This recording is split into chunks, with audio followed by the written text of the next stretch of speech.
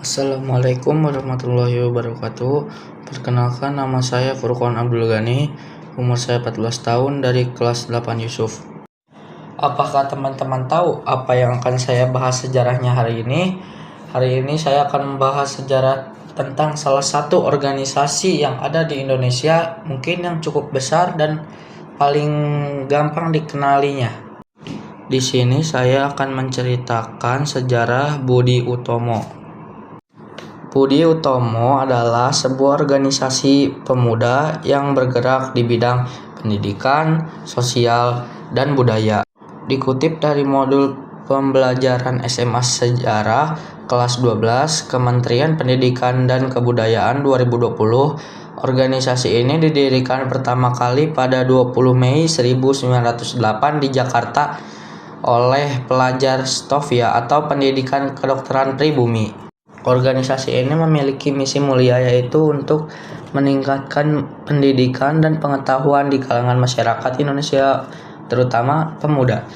Di balik berdirinya Budi Utomo, ada tokoh penting yang memperaksai organisasi ini, yaitu Dr. Wahidin Soedirohosojo. Keresahan Wahidin akan kondisi bangsa Indonesia saat itu membawanya pada sebuah gagasan untuk mendirikan dana pendidikan guna menolong para pemuda agar dapat menuntut pendidikan di perguruan tinggi. Pada tahun 1906 sampai 1907, ia melakukan perjalanan ke beberapa daerah di Pulau Jawa dengan tujuan membuka pikiran kaum priyayi untuk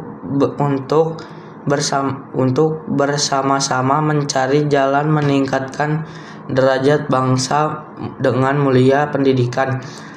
Akan tetapi, usaha tersebut tidak dapat tanggapan dari kalangan priyayi golongan tua yang konservatif. Di sisi lain, gagasan tersebut justru disambut hangat oleh kaum priyayi golongan muda, terutama dari pelajar Stovia. Di antaranya adalah Soepomo, M. Soeraji, M. Muhammad Saleh, M. Soewarno, M. Goenarwan, Soewarno, R. M. Goerek, R. Angke, dan M. Soelaiman. Wahidin kemudian mengajak mereka bertukar pikiran hingga akhirnya mereka tertarik dan sepakat untuk mewujudkan dan mengembangkan cita-cita Wahidin dengan mendirikan organisasi yang bernama Budi Utomo, Budi yang utama diketahui. Adapun tujuan dari organisasi Budi Utomo ini adalah yang pertama, menyadarkan kedudukan masyarakat. Salah satu fokus utama Budi Utomo adalah memberikan pemahaman kepada masyarakat Jawa, Sunda, dan Madura tentang tempat mereka dan dalam masyarakat. Yang kedua, meningkatkan kualitas hidup masyarakat. Budi Utomo juga peningkatan mata pencarian dan kualitas hidup masyarakat. Yang ketiga, mengembangkan kesenian dan kebudayaan. Budi Utomo sangat memahami pentingnya seni dan budaya dalam perkuatan identitas. Yang selanjutnya ada kantor pusat Budi Utomo. Kantor pusat organisasi Budi Utomo berada di Yogyakarta. Kantor pusat ini ditetapkan dalam Kongres pertama Budi Utomo yang digelar pada 3-5 Oktober 1908. Apakah teman-teman tahu yang menjadi ketua di organisasi Budi Utomo atau wakil ketua dan lain-lainnya? Kalau teman-teman tidak tahu, di sini saya akan memberitahunya. Struktur organisasi Budi Utomo, yang pertama ketua. Ketuanya itu adalah R. Suetomo. Yang kedua wakil ketua M. Sulaiman. Yang ketiga sekretaris 1 yang diinikan oleh Soewarno. Yang keempat ada sekretaris 2 oleh M. Gunawan. Yang kelima ada bendahara oleh R. Angka. Yang keenam ada komisaris yang banyak sekali diikuti beberapa tokoh. Yang pertama ada M. Soewarno, yang kedua ada M. Muhammad Saleh, yang ketiga ada M. Soeraji, yang keempat ada M. Goe Amrek. Baik, selanjutnya saya akan menceritakan salah satu organisasi Islam yang ada di Indonesia, yaitu organisasi Muhammadiyah.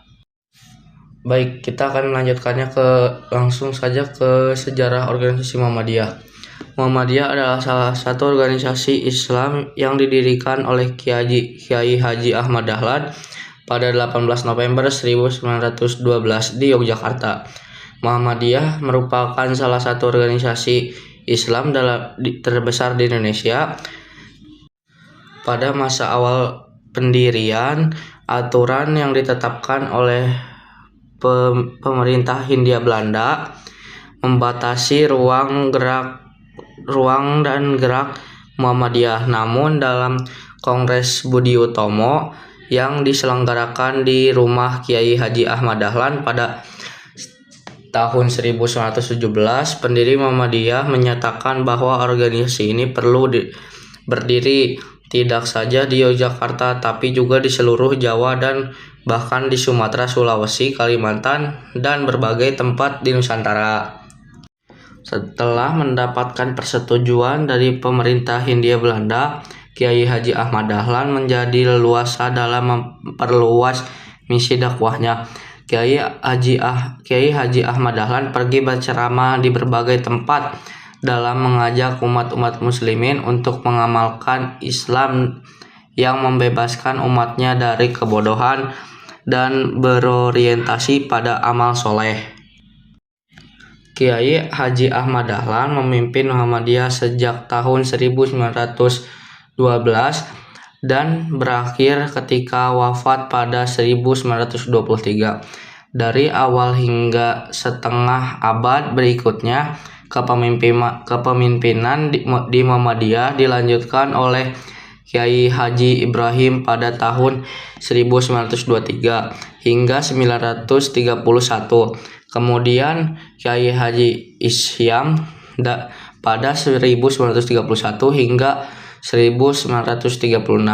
Kiai Haji Mas Mansur pada 1936 hingga 1942 dan Kiai Haji Bagus Hadi Kusuma pada tahun 1942 hingga 1953. Tujuan dari organisasi Muhammadiyah ini adalah memurnikan ajaran Islam yang menurut Kiai Haji Ahmad Dahlan banyak dipengaruhi hal-hal mistik, mengajarkan Islam yang membebaskan umatnya dari kejumudan, kebodohan, dan berorientasi pada amal soleh. Manfaat dari organisasi Muhammadiyah ini sendiri adalah manfaat Muhammadiyah meningkatkan kesejahteraan ekonomi masyarakat, terutama di daerah-daerah yang kekurangan perkembangan, berkontribusi dan kebijakan publik, berperan dalam upaya pengentasan kemiskinan di Indonesia, berperan dalam upaya pemberdayaan perempuan, berperan dalam memperkuat kesatuan umat Islam di Indonesia. Baik, saya sudah menyelesaikan 2 cerita organisasi yang ada di Indonesia. Yang pertama yang saya ceritakan itu adalah organisasi Budi Utomo yang sangatlah menarik dan seru untuk diceritakan dan berbagi ilmu. Yang kedua ada organisasi Muhammadiyah. Organisasi Muhammadiyah mungkin ini organisasi Islam pertama di Indonesia yang cukup mendunia. Mungkin cukup sekian dari saya, kurang lebihnya mohon maaf. Wabillahi taufiq wal hidayah. Wassalamualaikum warahmatullahi wabarakatuh.